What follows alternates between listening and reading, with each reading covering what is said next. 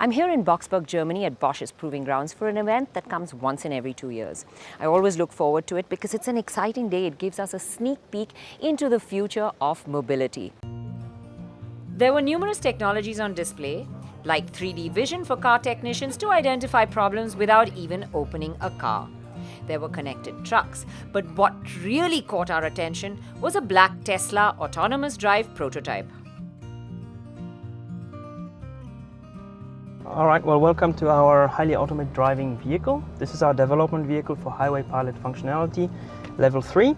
And as you can see, we've got a number of modifications. On the inside, we also have certain modifications, like the obvious one is the screen that we're using. This big screen is used to display the Bosch HMI, the human-machine interface, but we also modified the steering wheel. This is how we activate the automated driving system by pushing those two buttons. So on the outside, we have a number of sensors that we built in, 6 radar, 6 laser scanners, and we have a stereo video camera so that the car can see the world. And as you can see, we also have a driver monitoring camera. The camera is in the instrument cluster and it detects the driver. It recognized me correctly. I'm Xavier.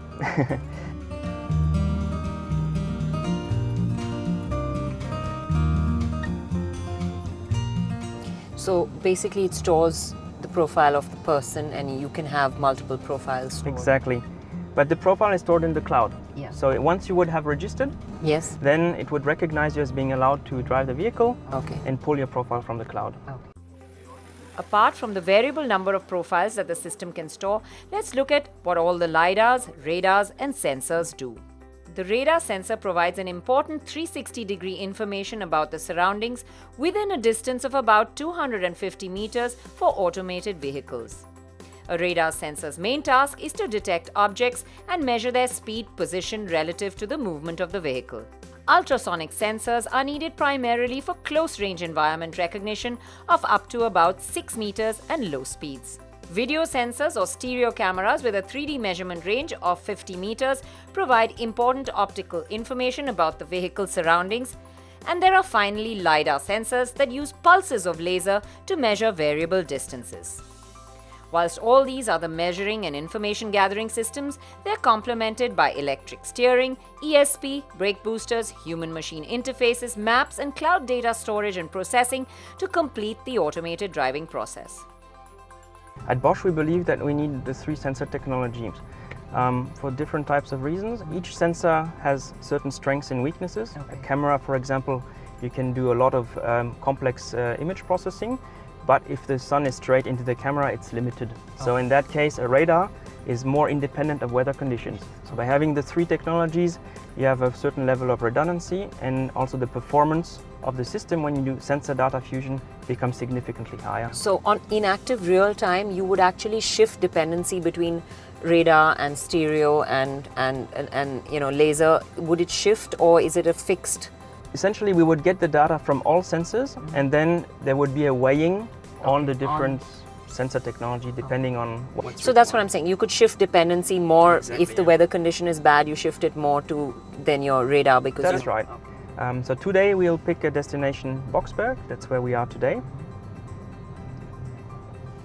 And you'll see that our navigation system is slightly different. We have 2 options. We can drive manually, or we can pick a route which has manual and automated mode. The automated mode is displayed in blue. So Alex will now start the navigation system. A simulated situation of a bike crossing our path at high speed was instantly relayed to us on the HMI to warn us before we turned onto the automated sector.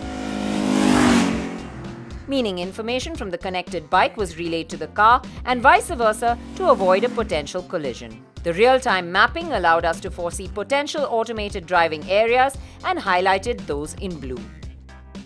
Say you were on a normal set of roads, so wherever you could use automated driving would be highlighted in blue. Exactly. So you would know that yes, I can use automated driving on this route and I can't, even in advance. Absolutely. And you can see it here on our map. We know that the blue area is where we're allowed to drive automated. Bosch also wanted us to see how the car really sees the road through all its sensors. So now we'll have a look at how the car sees the world.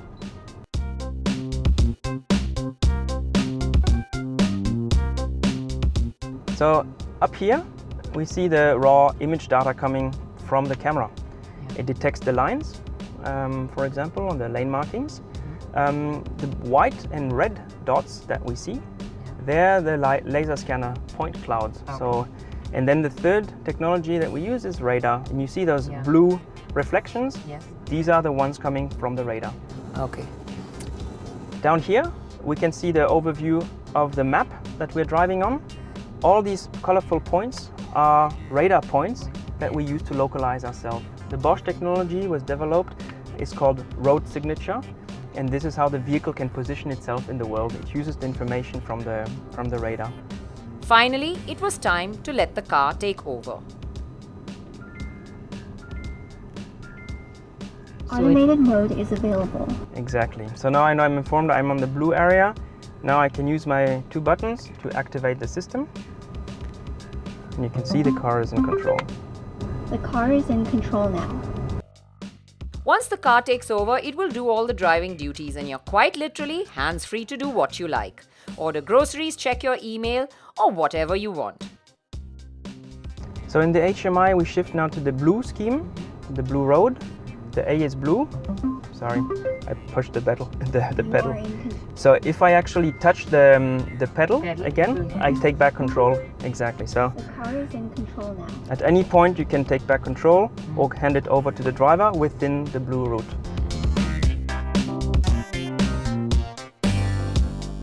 Keeping in mind speed limits, the car was comfortably cruising down the track, taking corners effortlessly. It was all a bit eerie, but very, very real. So the big aspect of automation is also, as long as we have a driver in the loop, we need to get him back in the loop at the end. And the takeover request, we'll see the escalation now. So the first step is just a gentle reminder. We've got just a short time left. Please take over. And you see this color scheme changes to orange. If the driver does not respond, what we'll demonstrate today, it shifts to red. Please take back control now. So now I'm still not taking back control. We've got 19 seconds left until the end of the automated driving, and the car will now look for a safe place to stop on its own.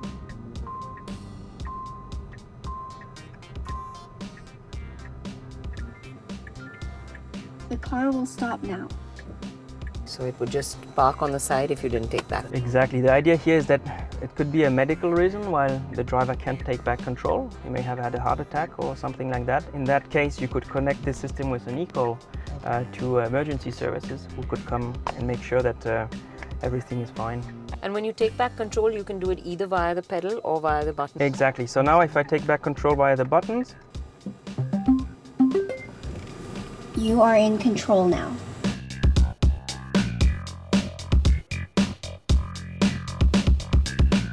And what are the variables? I mean, in terms of data? there's a large amount of processing required for all this sensor data. It's one of the challenge moving into this technology to actually understand what's the minimum amount of information to have a very safe setup. Absolutely. And another aspect is also when you see when a driver goes back to manual mode, if he's distracted because he's been driving for a long time, then that could be an issue too. So at the moment I'm talking to you, and the system has actually detected that I'm distracted. The way we do it is using a camera, and you can see here I can shoot lasers out of my eyes. So it actually follows my gaze as I am looking in a certain direction and sees if I'm concentrating on the road or not.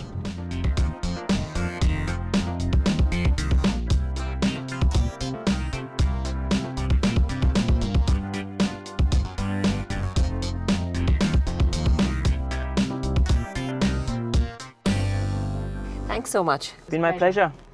Thank you.